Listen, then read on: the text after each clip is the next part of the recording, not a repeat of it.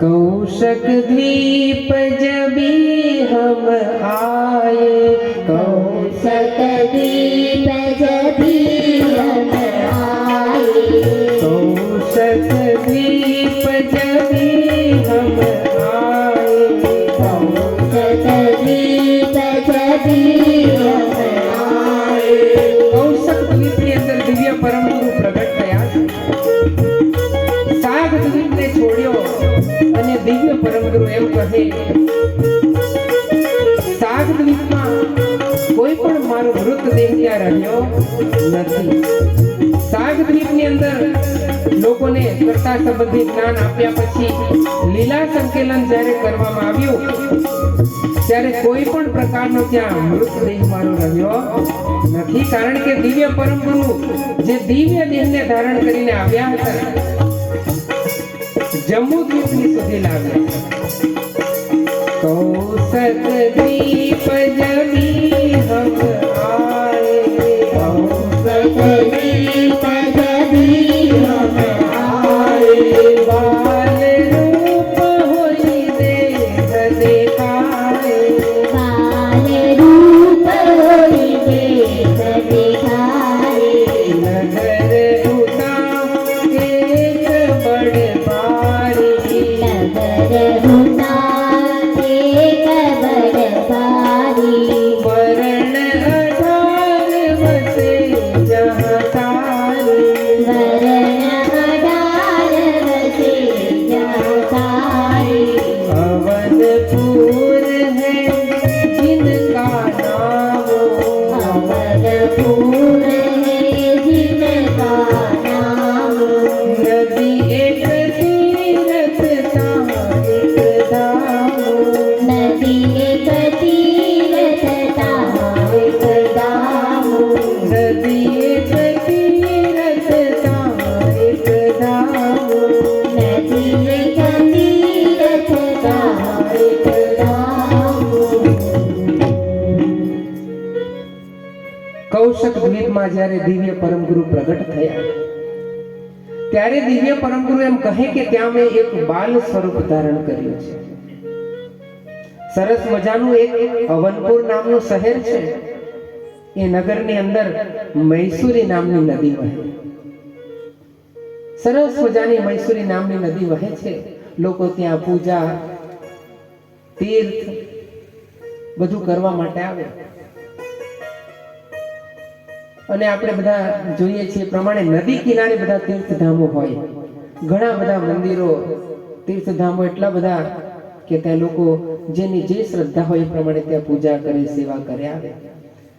એ બધા જ મંદિરોની અંદર બધાથી શ્રેષ્ઠ એવું એક મોટું મંદિર હતું। એ મંદિર, એ દેવાલય શિવજીનું હતું। એ શિવજીના મંદિરની અંદર એક ખૂબ પ્રખર એવા પંડિત બ્રાહ્મણ પૂજારી તરીકે સેવા આપે, જેમનું નામ છે અવનેશ્વર બ્રાહ્મણ। અવનેશ્વર બ્રાહ્મણ એમની પત્ની હરિશલ્લા ખૂબ ભાવથી શિવજીની ભક્તિ કરે, બસ એના જીવનમાં બીજું કોઈ લક્ષ્ય નહીં કે બસ શિવજીની આરાધના કરી અને આ જીવન પૂરું કરવું।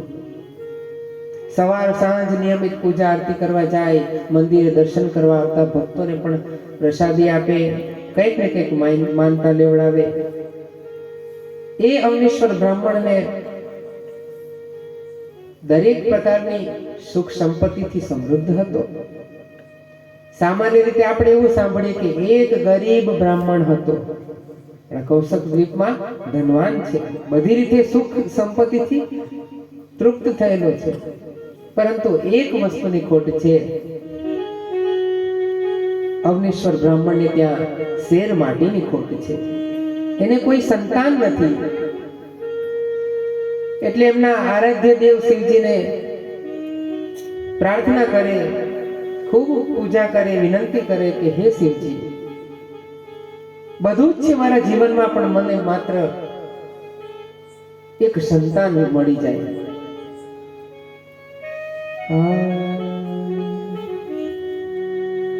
शंभु शरणे पड़ी ઘડી ઘડી કષ્ટ આપો દયા કરી દર્શન શિવ આપો શંભુ ચરણે પડી માનું ઘડી ઘડી કષ્ટ આપો દયા કરી દર્શન શિવ આપો હું તો એકલ પંથી પ્રવાસી છતાં આત્મ કેમ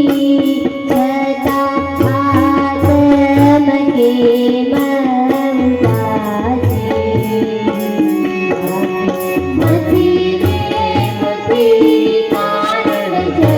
જડતું નથી સમજણ આપો દયા કરી દર્શન શિવ આપો દયા કરી દર્શન શિવ આપો દયા કરી દર્શન શિવ આપો હે શિવજી મને કારણ નથી જડતું કે કેમ મારા જીવનમાં દુઃખ છે શિવજીના ઉપાસક એટલે શિવજીની સ્તુતિ કરે એક દિવસ અવનેશ્વર બ્રાહ્મણને સ્વપ્નની અંદર શિવજીએ દર્શન દીધા છે અને સ્વપ્નની અંદર શિવજી એમ કહે કે માંગ અવનેશ્વર માંગ તારી ભક્તિથી હું પ્રસન્ન થયો છું તારે શું જોઈએ છે ત્યારે અવનેશ્વર બ્રાહ્મણ એમ કહે કે જીવનમાં બધું જ છે મને એક સંતાન આપો શિવજીએ ચોખ્ખી ના પાડી અંતર ધ્યાન થયા ધ્યાનની અંદર જોયું કે આવું શક્ય છે ખરું તો શિવજીએ ત્યાં હાથ જોડી દીધા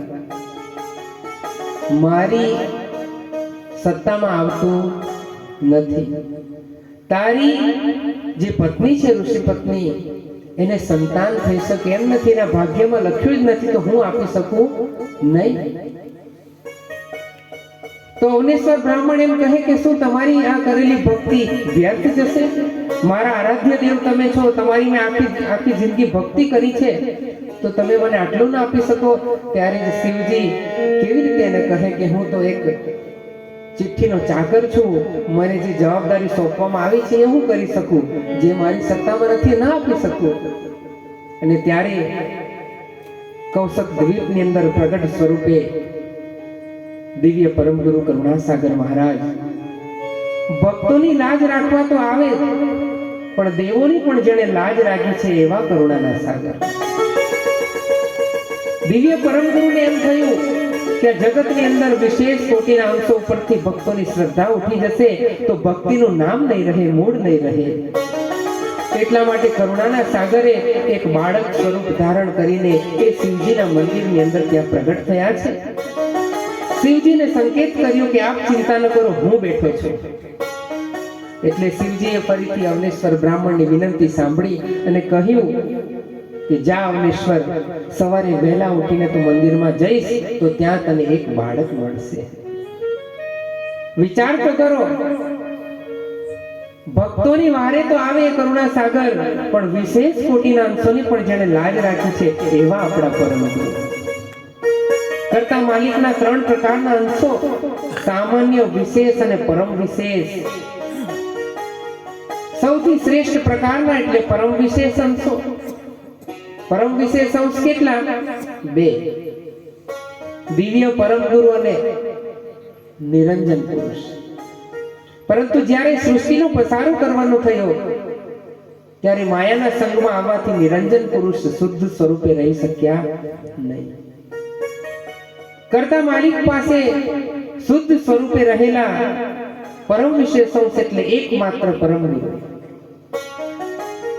કૌશક દ્વીપની અંદર દિવ્ય પરમ ગુરુ બાળક સ્વરૂપે પ્રગટ થયા પેલા અવનેશ્વર બ્રાહ્મણને સ્વપ્ન આવ્યું એટલે એનો તો ઊંઘ ઉડી ગઈ પાછલા પહોરમાં ઊંઘ ઉડી ગઈ અને એમ કહે કે ક્યારે સવાર થાય અને ક્યારે હું મંદિરે જાઉં ક્યારે સવાર થાય અને ક્યારે હું મંદિરે જાઉં રોજ જેટલા વાગે જતા હતા એના કરતા વહેલા મંદિરે પહોંચી ગયા અને મંદિરના દ્વાર ખોલે તો દિવ્ય તેજવાળું એક બાળક ત્યાં. એ જોઈને ખરેખર એની આંખોમાં હરખના આંસુ આવી ગયા કે શિવજીએ મારી પ્રાર્થના સાંભળી છે. જે કરુણાના સાગરે કરી છે એને શિવજીની પ્રસાદી સમજીને એ આ બ્રાહ્મણ પૂજા પાઠ પતાવી અને ઘરે લઈને આવે છે. પોતાની પત્નીને કહે, અર્ધંગી સુટેર સુનાએ, ખોલો મઠ એક બાલક પાએ. ઝડપથી દરવાજો ખોલો દેવી, એક બાળક લઈને આવ્યો છું. ફટાફટ ઋષિ પત્નીએ દ્વાર ખોલ્યા છે અને કહે કે આ તમે કોનું બાળક લઈ આવ્યા?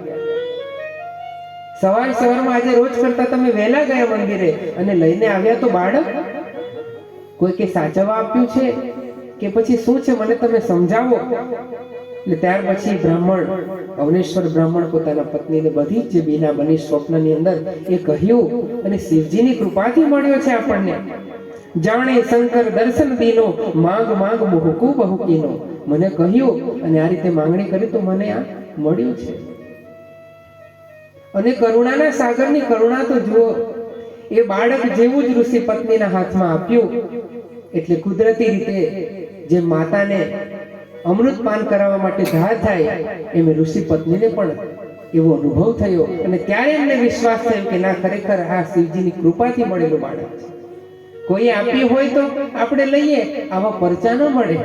એટલે એમણે માન્યું કે ખરેખર શિવજીના આશીર્વાદથી આ પુત્ર આપણને મળ્યો છે. સો બાલક એહી તોય દીના, શિવ સાચા જીને ધાવણ કીના. શિવજીની કૃપાથી મળ્યો હોય તો જ આવું થાય. અને ખૂબ સરસ મજાના પ્રેમથી લાડકોડથી એ બાળકને ઉછેરે છે. આજુબાજુ બધા લોકોને જાણ કરવી પડે ને કે અમને બાળક મળ્યું છે. એટલે એ લોકોએ બ્રાહ્મણ કુળની અંદર એટલે જે કઈ વિધિ વિધાન કરવાના હોય, ઉપવીત ધારણ કરવાની હોય, એ બધી જ વિધિ કરાવી. એટલે બધાને ખબર પડી કે અવનેશ્વર બ્રાહ્મણને એક બાળક મળ્યું છે, એનું પોતાનું નથી. એટલે દરેક પ્રકારની વિધિ વિધાન કરવામાં આવી. દિવ્ય પરમગુરુ બ્રાહ્મણના ઘરે આ રીતે પ્રગટ થયા એટલે એમણે બધા જ પ્રકારના શાસ્ત્ર, વેદ, પુરાણ બધાનો અભ્યાસ કરી નાખ્યો અને એની અંદર તપાસીને જોયું કે ક્યાંક કર્તાનો ઉલ્લેખ છે કે નહીં. કારણ કે પરમગુરુ એમને ફરવા માટે આવ્યા નથી, કર્તા માલિકનો સંદેશો લઈને આવ્યા છે. હમ કાયમ કૈવલ મમ સ્વામી, ચેતા વન પઠીએ બહુ નામી. કર્તા માલિકનો આદેશ થવાથી આવ્યા છે. એટલે ત્યાં કૌશક દ્વીપમાં તપાસ કરી કે આ બધા જે ગ્રંથો છે એની અંદર આપણા જીવનનો સાર છે. એને તપાસીને જોઈએ. આ જગતની અંદર જે 4 વેદો છે એને પણ આપણે કઈ નકારી ન શકીએ. એની અંદર સારું ઉત્કૃષ્ટ જીવન કેવી રીતે જીવવું એ આપવામાં આવેલું છે.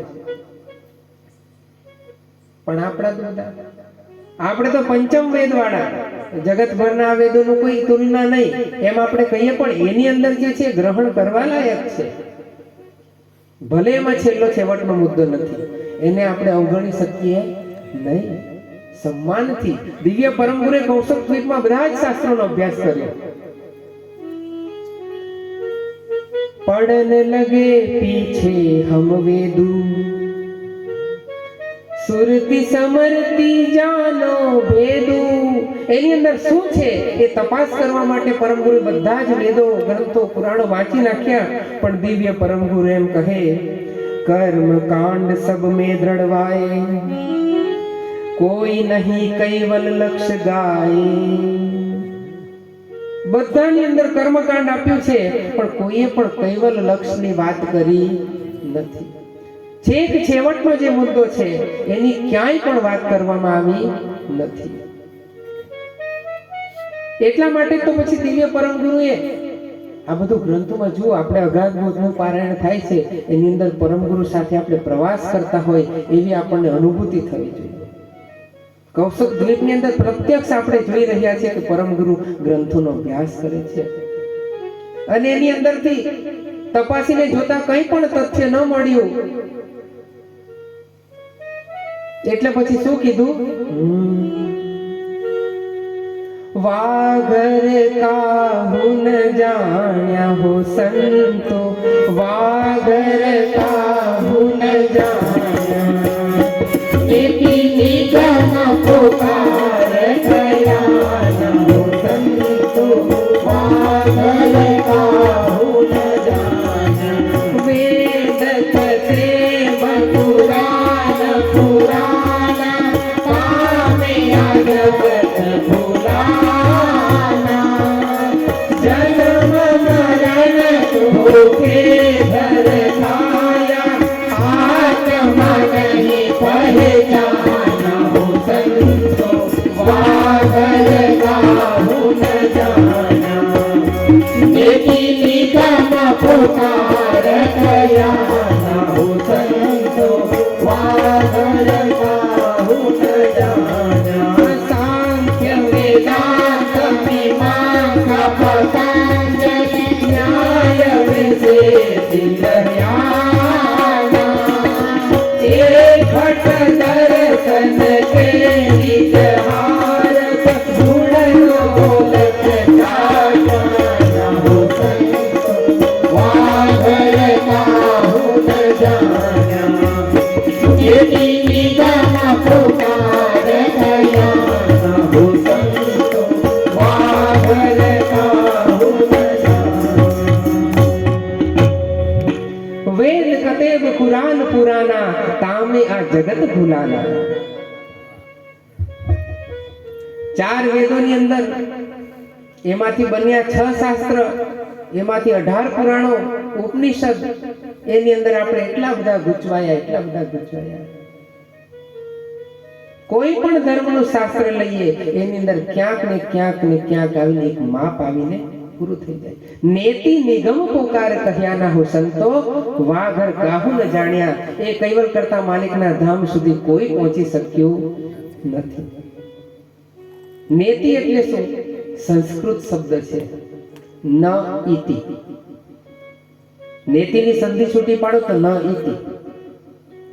આપણને કઈ કીધું હોય કે એક લાલ રંગનું એક પુસ્તક શોધવાનું છે, જે મેં જોયું હોય, અને મારા મિત્રને કહું કે શોધ, એટલે શોધે, મને કે આ છે, તો હું શું કહીશ? ન ઇતિ। આ બીજું પુસ્તક બતાવે, આ છે, ન ઇતિ। આ પણ એવી રીતે ઘણા મહાપુરુષોએ તપાસ તો કરી, પણ છેલ્લે શું સાર ગ્રહણ કર્યો? ન ઇતિ। આ પણ છેલ્લું પદ નથી। પરંતુ હવે બીજા આપણી પાસે આવીને બેઠા હોય એટલે કંઈક ને કંઈક તો ગોળીઓ પાવી પડે ને। એટલે પછી શું કરીએ? जे जिनके गत कीमत ठानत, सिर साहिब का बाना। मेरी तेरी छूटत नाही, निज पति परमाया। हो संतो वाघर काहू न जाण्या। ચાર વેદો હતા, એમાંથી જુદા જુદા ઋષિ મુનિઓ અભ્યાસ કરીને બીજા શાસ્ત્ર બનાવ્યા। એટલે એ લોકો એમાં શું કર્યું? આ ઋષિ મુનિએ આટલા સરસ આ બનાવ્યા છે, એનાથી સારું હું બનાવું।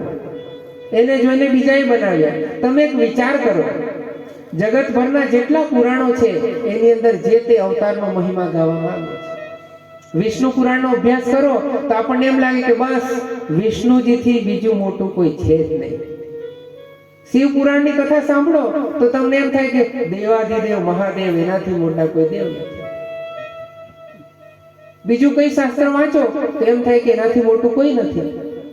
આ તો પેલા જેવું થયું કે પોતપોતાના ઘરે તો બધા જ સેટ, પણ જગત પક્ષે કોઈ નિર્ણય કરી શક્યું નહીં કે સાચા સર્જનહાર માલિક કોણ છે, કેવા છે। એટલા માટે તો પરમ ગુરુને આવવું પડ્યું। દિવ્ય પરમ ગુરુ આપણને કૈવલ કરતા ઓળખાવે। એટલે આ બધા શાસ્ત્રોનો અભ્યાસ કરતા કરતા પરમ ગુરુએ જોયું કે આમાં ક્યાંય મૂળ મુદ્દો છે નહીં। બ્રાહ્મણ, પેલા અવનેશ્વર બ્રાહ્મણને તો એમ જ છે કે મારું બાળક બહુ હોશિયાર છે। ત્યાં આવેલા બધા પંડિતો એમના વખાણ કરે છે કે અવનેશ્વર બ્રાહ્મણનો પુત્ર તો આહા, બધા શાસ્ત્રોનો જાણકાર છે, બધા જ્યોતિષોમાં શ્રેષ્ઠ છે, પંડિતોમાં શ્રેષ્ઠ છે. કારણ કે અવનેશ્વર બ્રાહ્મણ અને એમના પત્ની પણ કઈ જેવા તેવા નતા, ખૂબ વિદ્વાન હતા. એટલે એમના પુત્રનું પણ એટલું નામ થયું. સરસ રીતે એમનું જીવન ચાલી રહ્યું છે. એવામાં એક દિવસ એ નગરની અંદર જે રાજા છે,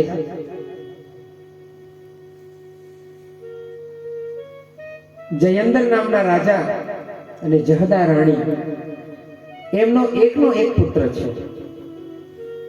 એ પુત્રને એક દેવીનો ગોપુત્ર્યો છે. એના શરીરની ઉપર કાબુ કરી લીધું છે અને એમ કહેવાય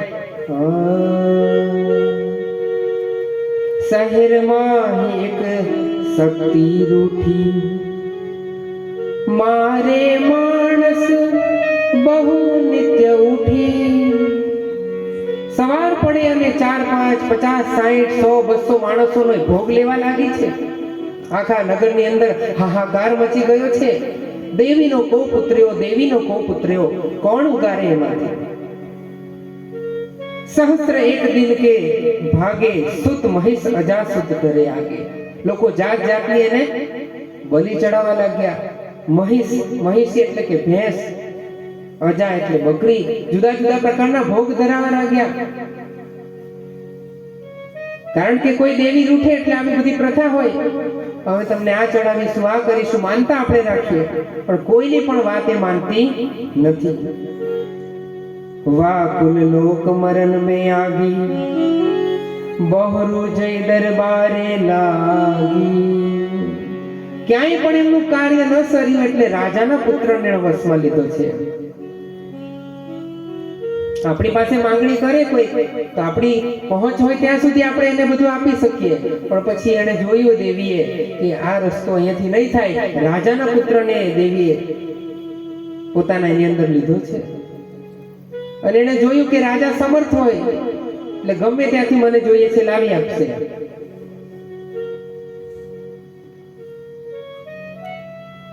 તાકુ જાય ભવાની લાગી, તાકુ જાય ભવાની લાગી. તબ રાજા ધીરજ મન લાગી, તબ રાજા ધીરજ મન લાગી. અરે અસ્તુતિ રાજા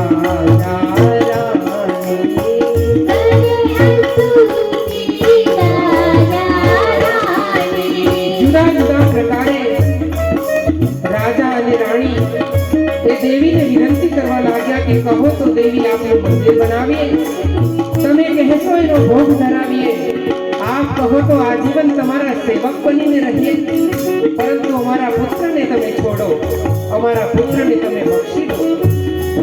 કહો તો ભોજન વિપ્ર કરાવો, બ્રાહ્મણોને ભોજન કરાવો,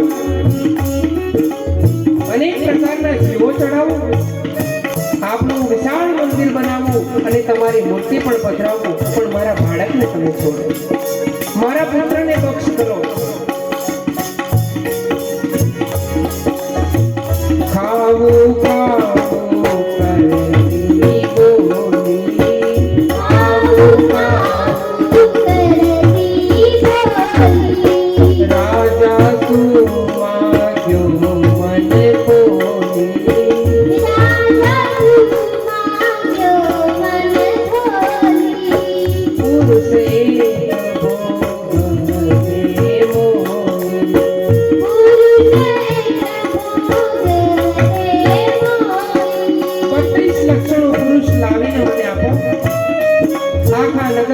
દુનિયામાંથી પૃથ્વી પરથી શોધી લાવો, પણ 32 લક્ષણા પુરુષ મારે જોઈએ.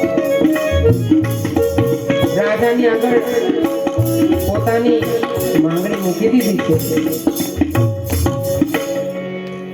અનેક પ્રકારની વિનંતી કરી એટલે એને પછી મન ખોલીને માંગણી કરી કે 32 લક્ષણા પુરુષ લાવીને મને ચડાવો, ત્યારે જઈને તારા પુત્રને હું મુક્ત કરું. એટલે રાજા તો સમર્થ હોય ને પોતાના માણસોને દોડતા કરી દીધા. જુદી જુદી દિશામાં, નગરોની અંદર, શહેરોમાં 32 લક્ષણા શોધીને લાવ્યા. ખૂબ ખૂબ અનેક પ્રયત્નો કર્યા છે, પરંતુ ऐसा पुरुष कहीं नहीं पाई, देश पर गणे खबर कराई. આવા 32 લક્ષણા પુરુષ જગતભરમાં ક્યાંય ન મળ્યા. રાજાએ ખૂબ પ્રયત્ન કર્યા પણ ક્યાંય ન મળવા પછી નગરની અંદર અવનેશ્વર બ્રાહ્મણનો જે પુત્ર છે એનું નામ આપ્યું છે અંકુરધર સ્વામી. એ અંકુરધરની વાત તો બધાને ખબર હતી કે અવનેશ્વર બ્રાહ્મણનો પુત્ર છે, ખૂબ જ્ઞાની છે અને 32 લક્ષણા છે. આપણા ગામમાં છે, આપણા શહેરમાં છે ને આપણે ક્યાં દૂર દૂર શોધીએ છીએ.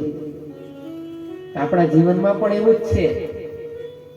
સર્જનહાર કરતા માલિક નો જે અંશ છે આપણા શરીરની અંદર, એને આપણે દુનિયાની અંદર ભટકતા ભટકતા શોધીએ છીએ, પણ ક્યાંય આપણે આપણા ઘટની અંદર જોયું નથી તપાસીને. એટલા માટે જ કહેવાયું ને, પ્યાર કરી લે શું કોઈ તારો યાર નથી, ગોતી લેજે ભીતર છે ક્યાંય બહાર નથી. જે મૂળ વસ્તુ છે સર્જનહારને પામવા માટે આપણે ક્યાંય દૂર દૂર ભટકવાની જરૂર નથી. અલખ ખોજો ઘટમાહી હું સંતો, અલખ ખોજો ઘટમાહી. બધું જ આપણને ખબર છે. હિરેનભાઈ આજે જે કથામાં વાત કરી એમાંથી કઈ જ તમને નવું નહીં લાગે. આ બધું રિમાઇન્ડ કરીએ છીએ આપણે. કેમ? અજબ આ જગત છે ઊંડાઈ ના પાયા, બધું જાણવા છતાં મેલાતી નથી માયા. ખબર જ છે આપણને, એમાં શું નવી વાત કરી. હિરેનભાઈની જેટલી ઉંમર થઈ એનાથી ડબલ તો અમે જિંદગી જીવી ગયા. પછી આજે અમને હિરેનભાઈ યાદ કરાવે કે અલગ ખોજો ઘટમાહી.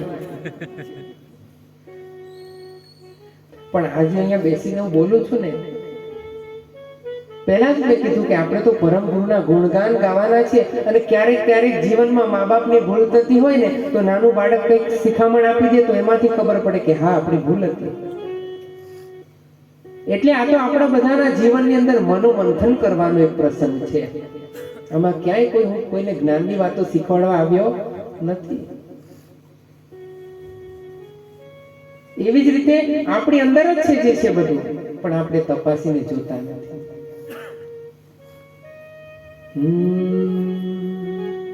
કવિ છોટમજી કીધું, તારા તન માં તપા ક્યાં છે અંતર્યામી સર્જનહાર,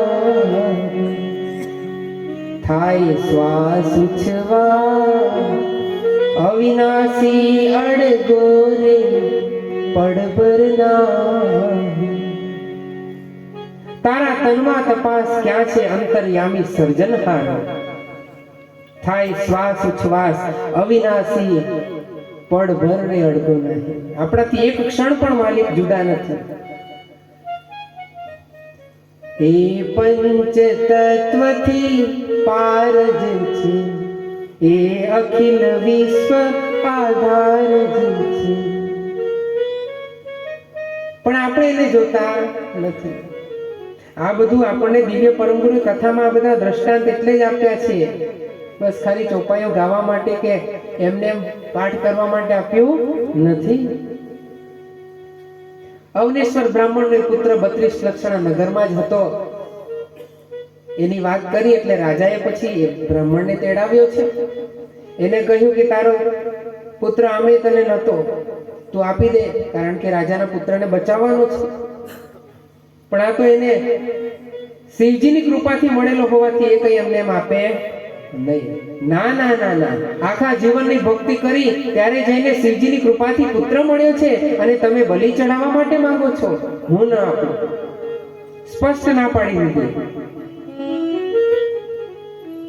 ને ત્યારે રાજાજી આ તો જુઓ રાજા વાજાને સામ દામ દંડ ભેદ બધી જ નીતિ અપનાવી, પણ અવનેશ્વર બ્રાહ્મણ ટસથી મસ્ત થયા નહીં. ગમે તે કરું, ક્રૂર એવા સિપાહીઓ પણ મોકલ્યા અને એમને બાંધીને રાજ દરબારમાં લઈ આવ્યા. બધા જ એને કોસે છે, કોઈ એના પક્ષમાં કોઈ બોલતું નથી, બધા રાજાના પક્ષમાં જ બોલે. ઉનકે સૂત જીવાવન કાજી, મેરા સુત મારન કુમાજે. પોતાના પુત્રને બચાવવા માટે મારા પુત્રની બલિ ચડાવવા માંગો છો? ધિક્કારી રહ્યો છે અવનેશ્વર બ્રાહ્મણ. સહુ બોલે રાજા કી પક્ષે, કોહુ નહીં બ્રાહ્મણ કી પક્ષે. કોઈ એમના તરફ નહીં બોલ્યા. એટલે જ્યારે છેલ્લે પછી એકલા પડી ગયા. અને બીજા બધા પ્રધાનો પાછા રાજા કરતા પ્રધાન ચતુર હોય, રાજા કરતા પ્રધાન ચતુર હોય, કારણ કે બધો વહીવટ એમણે જ કરવાનો હોય. એટલે પ્રધાનોને ખબર પડી કે આ કામ પૂરું નહીં થાય ત્યાં સુધી રાજાજી આપણને શાંતિથી ઊંઘવા દેશે નહીં. એટલે ગમે તે કરો પણ આ બ્રાહ્મણને તમે પટાવો. એટલે બ્રાહ્મણને પછી બધા પ્રધાનો કહેવા લાગ્યા, મૂર્ખ બ્રાહ્મણ, આ પુત્રને તે 8 વર્ષ ખાલી પાલન પોષણ કરીને મોટો કર્યો છે, એના બદલામાં જેટલી જોઈએ એટલી રકમ માંગી લે. તમારા 2 માણસનું જીવન આરામથી નીકળી જશે. આવી મૂર્ખામી ક્યારેય ન કરાય. એ લોકોને ખબર છે કે એમના પુત્ર તો 32 લક્ષણા છે નહીં. એટલે પાછા કે અમારો પુત્ર માંગ્યો તો અમે આમ આપી દે. બધા એવું કેવા લાગ્યા, મને બ્રાહ્મણને બિચારાને કેવું બધું એમ થતું હશે.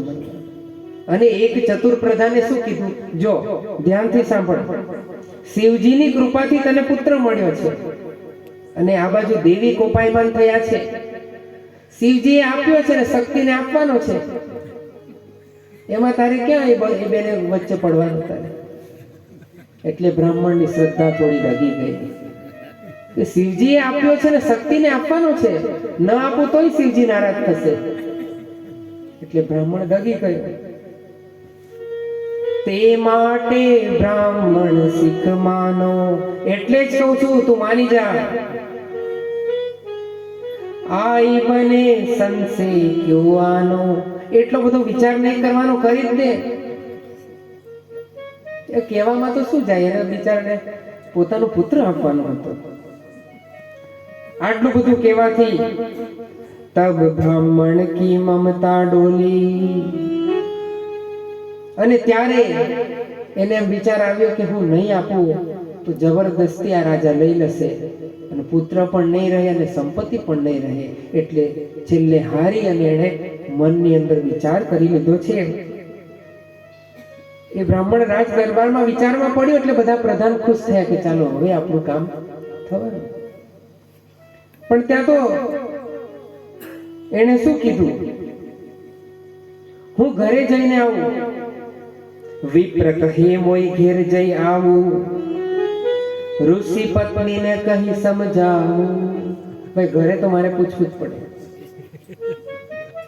ઘરે પૂછ્યા વગર મારાથી કોઈ નિર્ણય લઈ શકાય? એક માના માતૃત્વ સાથે હું કેવી રીતે ખિલવાડ કરું?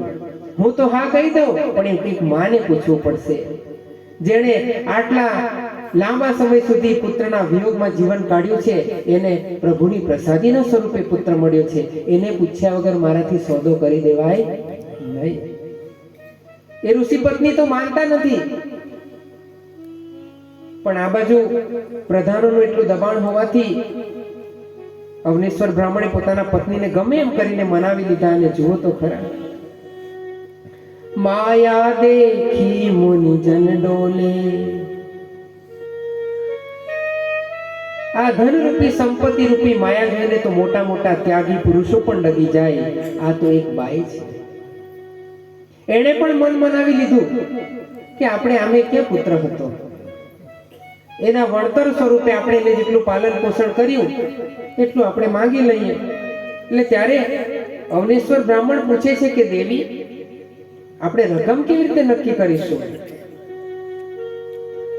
બોલી પત્ની હોય અનુરાગી, 3 લક્ષ દામ લો માગી. 3 લાખ રૂપિયા માંગે, એટલામાં આપણું જીવન આરામથી ચાલી જશે. વિચાર તો કરો, આ ધન સંપત્તિની માયા કેવી છે, મમતાને પણ ડગાવી દીધી. 3 લાખ એની અંદર સોદો કરી દો. આવી વાત આ બાજુ થાય છે એટલે રાજાને પણ ખબર પડી કે માની ગયા છે અને બંને આવતા જશે. ત્યાં તો અંકુરધર સ્વામી બાળકો સાથે રમે છે, ત્યાં જઈને કોઈકે કીધું કે તને તો તારા માત પિતાએ વેચી દીધો, તારો સોદો કરી દીધો છે. અને ત્યાં તો કરુણાના સાગર મનોમન ખુશ થાય છે કે આ મા બાપની મમતામાંથી છૂટવાની તક મળી. કારણ કે એમને તો ત્યાં રોકાવાનું નહોતું, આગળના દ્વીપો ચેતવવાના. કેટલા બધા ધામોને ચેતવીને આવ્યા છે, ત્યાં અટકી જાય તો ન ચાલે. એટલા માટે જ દિવ્ય પરમ ગુરુએ કીધું, લક્ષણ ભૂલું પલટું વેસા, પ્રગટુ તહા તૈસા કા તૈસા. જુદા જુદા સ્થાને હું પ્રગટ થાઉં છું, પણ કરતા માલિકનું લક્ષ્ય ક્યારેય ભૂલતો નથી. લક્ષ્ય ન ભૂલું પલટું વેસા. અમારો વેશ બદલાઈ જાય, સ્વરૂપ બદલાઈ જાય, પણ કરતા માલિકનું લક્ષ્ય ક્યારેય ભૂલતો. તો આપણે પણ જીવનના જુદા જુદા પ્રસંગોમાં, જુદા જુદા પરિસ્થિતિમાં કરતા માલિકને ક્યારેય ભૂલવાનું નથી. દિવ્ય પરમગુરુ આપણને શીખવાડે છે. કે ત્યાર પછી દિવ્ય પરમગુરુ ત્યાં ખુશ થાય છે કે ચાલો હવે આ મા બાપની માયામાંથી મારે છૂટવાનો અવસર પ્રાપ્ત થયો છે. એક બાજુ તો રાજાજીને ખબર પડી કે બલિ માટે તૈયાર થયા છે, એટલે ધીરે ધીરે ધીરે બધી તૈયારીઓ શરૂ કરાવી છે. શેરી વળાવીને સજ્જ કરું, કારણ કે હવે તો રાજાનો પુત્ર મુક્ત થવાનો છે. નગરની અંદર આનંદ મંગળનું વાતાવરણ, જાણે કોઈ મહાન વિરાટ ધર્મ સંમેલન પ્રસંગ કરવાનો એ રીતના તોરણિયા બંધાયા. દૂર દૂરથી મહેમાનોને બોલાવવામાં આવ્યા. કેમ? કારણ કે શક્તિને ભોગ ચડાવવાનો છે અને રાજાનો પુત્ર મુક્ત થશે. પરમ ગુરુને સરસ મજાના સાજ સજાવ્યા છે અને લઈ જાય છે. અવનેશ્વર બ્રાહ્મણ અને ઋષિ પત્ની મગરમચ્છના આંસુથી રડી રહ્યા છે. અરે રે, અમારાથી તો રહેવાતું નથી, અમારો પુત્ર અપાતો નથી. પણ એક બાજુ તો 3 લાખ માગી લીધા છે. ઉપલક ઉપલક રડવાનું બતાવે. નગરના લોકો જોઈ રહ્યા છે કે કેવા મા બાપ છે, 3 લાખ માટે પોતાના પુત્રને આપી દીધું. તૈયાર કરી, હાર પહેરાવી, તિલક કરાવી, સભા મંડપ તરફ લઈ જઈ રહ્યા છે. નગર આખું જોઈ રહ્યું છે. સરસ મજાની એક મૂર્તિની અંદર એ દેવીએ ગ્રહણ કર્યું છે સ્થાન. રાજાના પુત્રને મુક્ત કરવાની શરત 32 લક્ષણા પુરુષ લઈને આવી રહ્યા, ખુશી મનાવે છે. આગળ લઈને જાય. રાજાની પત્ની જે રાણી છે એને પણ કહ્યું કે હે મહારાજ, આવા દિવ્ય બાળકને તમે બલિ નહીં ચડાવો. આ પાપમાંથી આપણે ક્યારેય ન છૂટી શકીએ, પણ શું કરીએ, આપણા પુત્રને પણ છોડાવવાનો છે દેવી. ત્યારે કોઈ સલાહકાર વિશેષ વિદ્વાન પુરુષે કહ્યું, બલિ ન ચડાવશો, એક આંગળી કાપો અને લોહીનું ટીપું ચડાવો તો પણ બલિ ચડાવ્યો કહેવાય.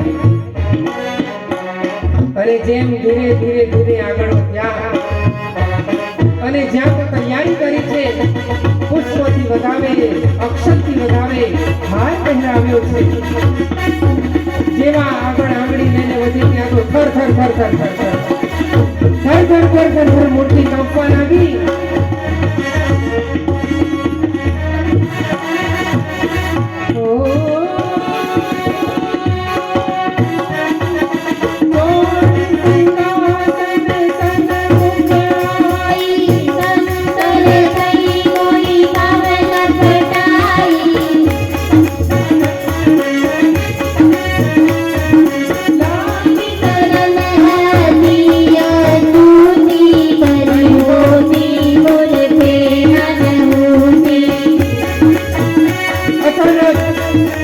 બલિ ચડાવતા જ મૂર્તિમાંથી થર થર થર થર થર થઈ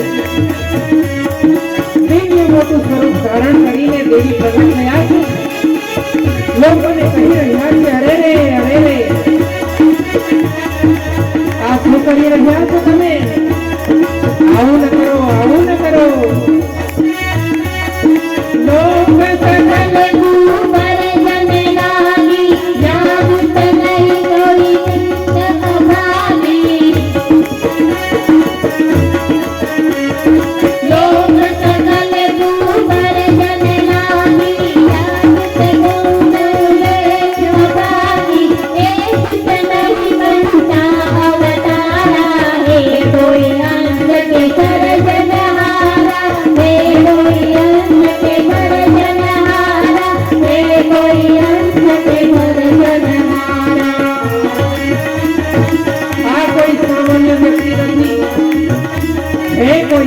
કે સર્જનહારા કોઈ દિવ્ય પુરુષ છે આવી ભૂલ કોને ક્યારેય ન કરતો.